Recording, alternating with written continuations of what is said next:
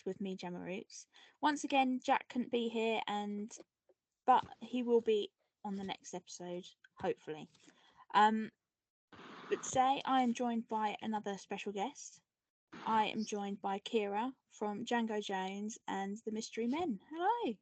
Hey, I'm very impressed you pronounced my name right. Forgets that. Your name's spelt the Irish way, isn't it? It is, yeah. Yeah. Yeah. um. So, did you want to tell us a little bit about the band and how it formed? Yeah, of course. So we're from Sheffield. We kind of class ourselves as like post-punk. And we've been going for about a year and a half now. The band did originally exist a couple of years ago, which I wasn't in. But then they split up for various reasons, and then we kind of got back together with a new lineup. So yeah, we've been going with this lineup for I think it's probably a year and a half now. Released 2 songs so far, and we've just started doing gigs outside of Sheffield and things, and kind of trying to get the name out there a bit more. So, where did the name for the band come from? So this was from our singer Will and our guitar player Joe. I'm not 100% sure of the story, but I know it was them two and they were very drunk. And I think they were actually trying to find a drummer for the band before I was in the band. And they were like on some Facebook group or something, and there was a drummer who I think lived in America called Django Jones. I think one of them called him a mysterious man or something. So that's kind of how that came about. But it is a ridiculous name, and it's so long as well. Whenever you see it on like a poster, it takes up so much room. But I like the name; it stands out. It's a very memorable name. Yeah. So you've just recently released your latest single, "Date Night at Joey's." Can you tell us a little bit about the song? Yeah, of course. So Date Night at Joey's is about our guitar player, Joey. And it's just about his and Will's relationship, really, and just them two messing around. They went to uni together and they just lived together for like 4 years throughout that. And it's kind of about things that they got up to and going on dates, I suppose. But yeah, I think we just wanted to write something that wasn't too serious. And just kind of mess around with it, really. We had a few different ideas when we were putting that one together, but like we've got a few references to different songs in there as well. Obviously, there's a snippet at the start about Weezer, which is again just like a little inside joke because Joe hates them. I think it was just wanting to write something that wasn't too serious and just have a laugh with it, really. Oh, brilliant. So when our listeners listen to the song, what do you want them to take away from the track? That's a good question.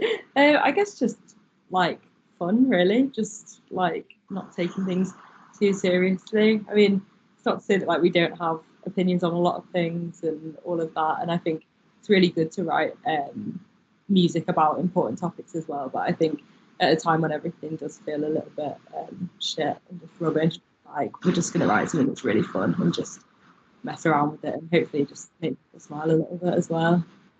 So when it comes to you writing your music, then uh, do you all have different musical inspirations when it comes to creating a song? Yeah, definitely. I mean, our music tastes are so different from each other, really. Like, I don't think any of us sort of listen to the same thing. I know Joe's very into like, just heavier kind of rocky stuff and proper long like guitar solos and stuff, which I just absolutely hate. I don't know. I think it just works. I think it works quite well having 5 people with just really eclectic taste and just kind of putting it together because we all tend to sort of write our own parts in the band. I think it just makes for quite interesting songs to have people that listen to really different music. And we're all quite open to sort of listening to each other's like music and things and sending songs that like inspire us and stuff like that. Just Um, so you recently went on tour. Um, what was that like going on a tour after pandemic? yeah, it was it was really weird. I mean, some of the places that we went to, like we hadn't even been to before and stuff, and it was just like it was really nice. I mean, it's probably the most amount of time that we spent together that like intensely, and that many days in a row. And obviously, it felt like properly being on tour the days when we'd like stay away from home and stuff. It was really fun, very tiring, but yeah, really like enjoyable to get to play to different people as well. And we've all kind of got mates that are like in different cities. So I think getting to play places like London and like Birmingham, which is where our singer was from as well, was really nice. Getting like family and friends that had never got a chance to see us before, see us for the first time. But yeah, it was good. It was the whole time, I think. What was your favourite place to play? It probably was London actually. The London gig was really good. I think I don't know why it just always seems like more pressure kind of going down to London. I guess it's just like the big city, but it was really good. We had like a really good turnout for that gig, which was really nice as well. Oh, brilliant. And then we did Sheffield as the last date, which was really nice. It's always nice like playing in Sheffield, just all the people we kind of know around here. We started to grow a bit more in here as well. So as a musical artist, how important is it for you to have these independent venues? Because a lot of venues are closing because they just can't afford to run it anymore because of there's not as many numbers going post pandemic, and also with the energy crisis. How is it important to you? They definitely, I mean, it's so important. I think, especially as a band that's still sort of starting out, obviously, we're not at the stage where we're going to be getting opportunities to play at these sort of bigger venues. So, without like the grassroots and the smaller venues, we obviously just didn't really have the opportunity to play at all. And it's the best way for bands to grow, to get to play at these independent venues and get the opportunity to play in different cities at them as well. So I just think, it's just so important, and I know it's such a hard time for people to be like buying tickets for gigs and things like that as well.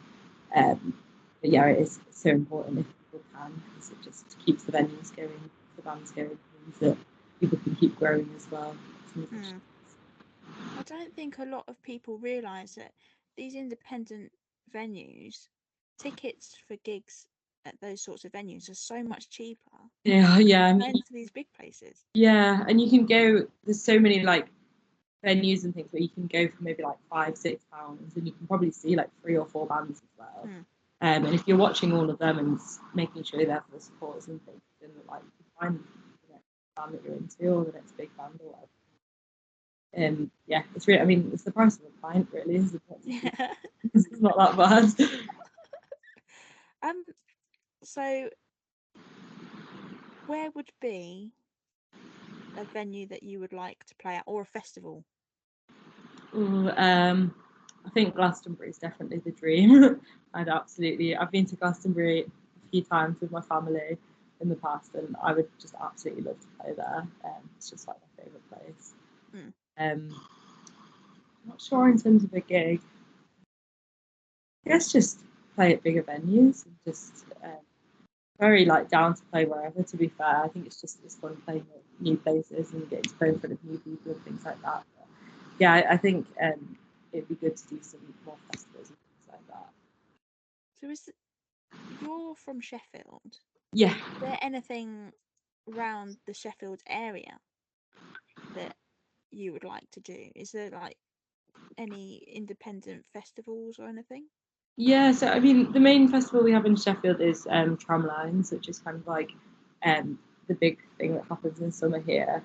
So I think we'd definitely love to get on at that, hopefully next year.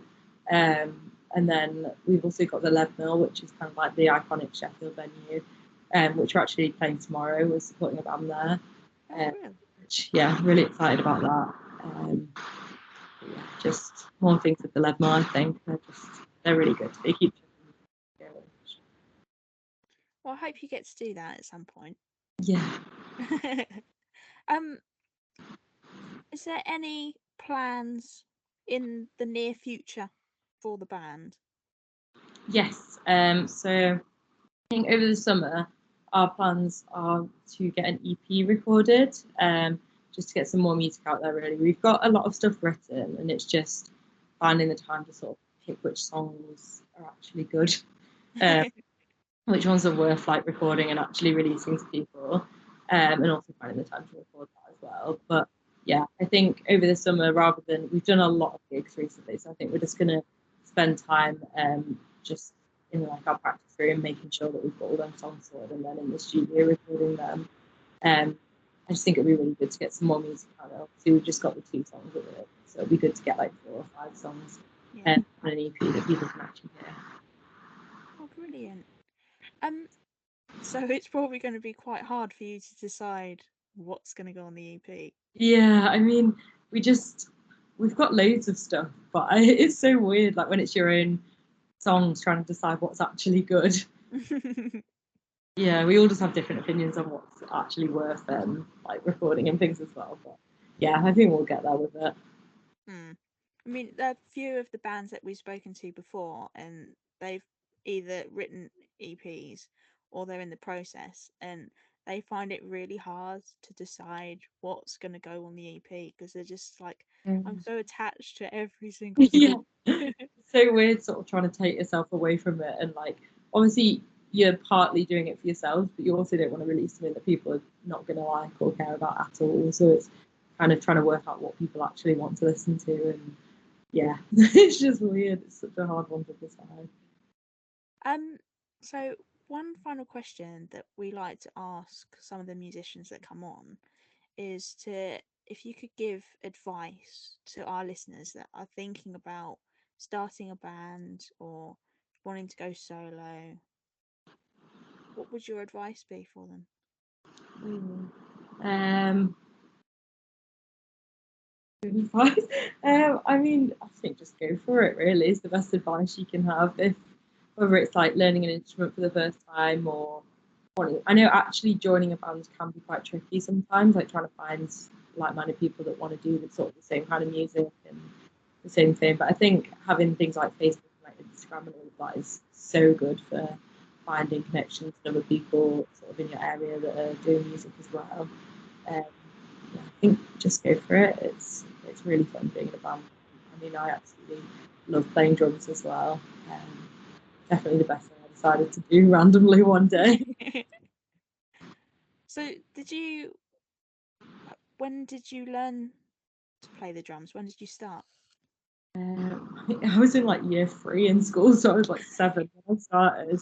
I don't know why I picked drums because I was always that really shy kid that just didn't say anything, and I think I just decided I wanted to start drumming for some reason. But I absolutely love it. I mean, it's such a good way to get anger out and things as well. um, so for our listeners out there, where can they find you on social media and streaming services? Yeah, so we're on all the usual kind of social media. I think if you type in Django Jones and the Mystery Men, it should come up. And then we're on Spotify, iTunes, all that kind of stuff. Oh, brilliant. Well, thank you for coming on. That's great. Thank you for having me. Um, so you can catch Django Jones and the Mystery Men, as we say, on streaming services. So make sure you go and listen to their new song "Date Night at Joey's," and we will catch you on the next episode. And thank you for listening.